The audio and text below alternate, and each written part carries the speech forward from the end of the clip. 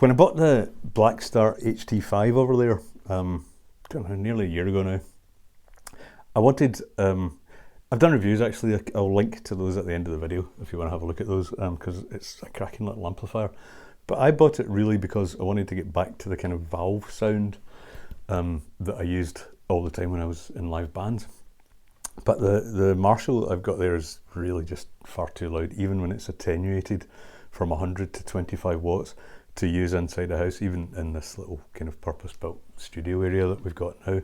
It's really just far too loud, and valve amps really need to be kind of cranked to sound at their best.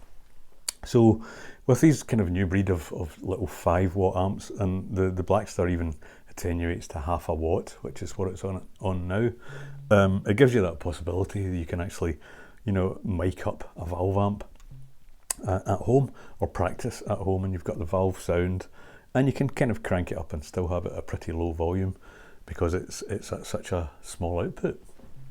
But it also has emulated output, so you can take a direct output via a cable, an XLR cable, or a headphone output, which you can use for headphones, but if you have the right cables you can obviously use that as a stereo output also, and a USB even, and that gives you an emulated speaker.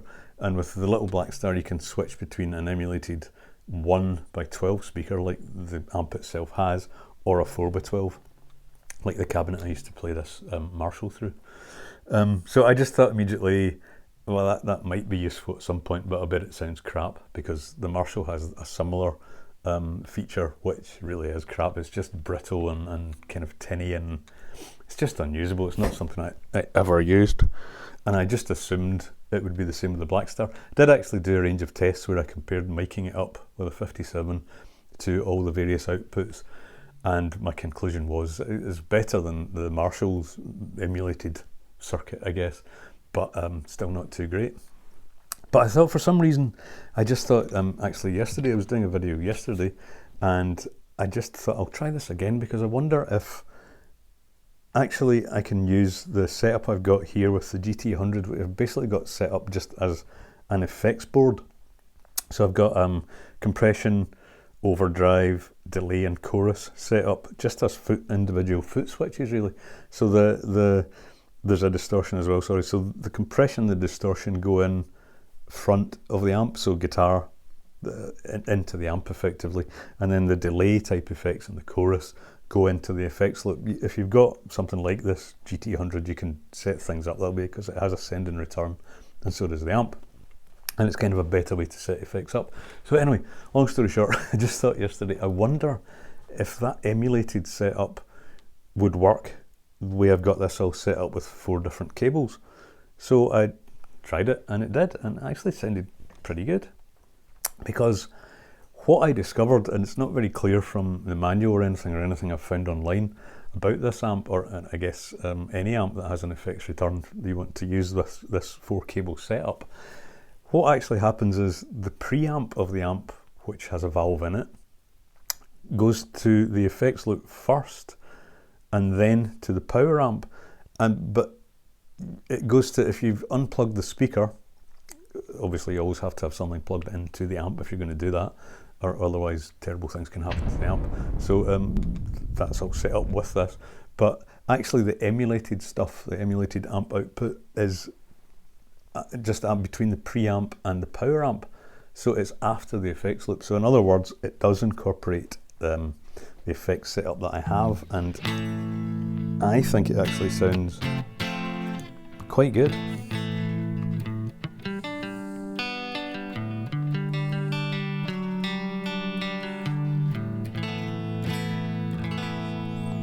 It's just a nice little clean sound with a little bit of delay on it. And this is the clean channel on the Blackstar.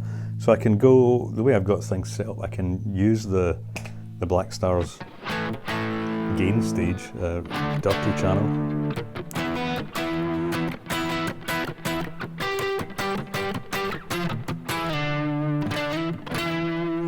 And get that kind of dirty sound. And it actually does, to my ears anyway. sound pretty good. I don't have headphones in, so I've got my monitors on very slightly, so I can't actually hear what I'm doing too well, but it will record quite well.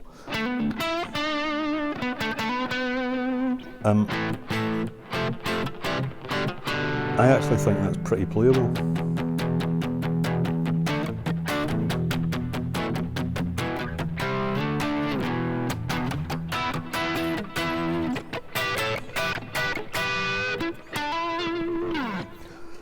So there you go. That's really the kind of message from the video. If you've got one of these, or you're thinking of buying one of these, and you think the emulated output thing, if you think that's something that might be useful to you, but you aren't sure, maybe from past experience, that it's going to sound very good, it actually will work with an effects setup. So rather than just bypassing that and giving you just a kind of gritty, tinny preamp output with an emulated speaker, it actually will take in the effects loop as well. So if you're using this 4 cable setup, or if you even just have some pedals set up on the effects loop on the amp, and you're going straight in with the guitarist, it's basically the same thing, it's just that this is an all-in-one unit. You will incorporate all of those effects, so you can even,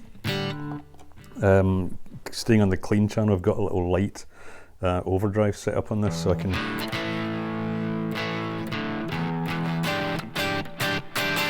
can bring that in too.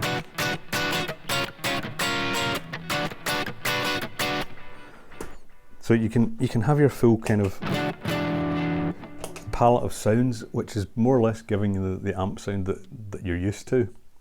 It's never going to be quite the same, but it's actually a lot easier than even kind of messing around with microphone positions to get a really good sound through a mic. And actually what I've found, maybe do this in another video if you're interested, is combining the two is quite possible, because you can use this emulated output with the speaker still plugged in, so you're still getting the sound out of the front of the speaker, but you're also getting the emulated sound, direct sound if you like, and using all of your effects that you're used to using.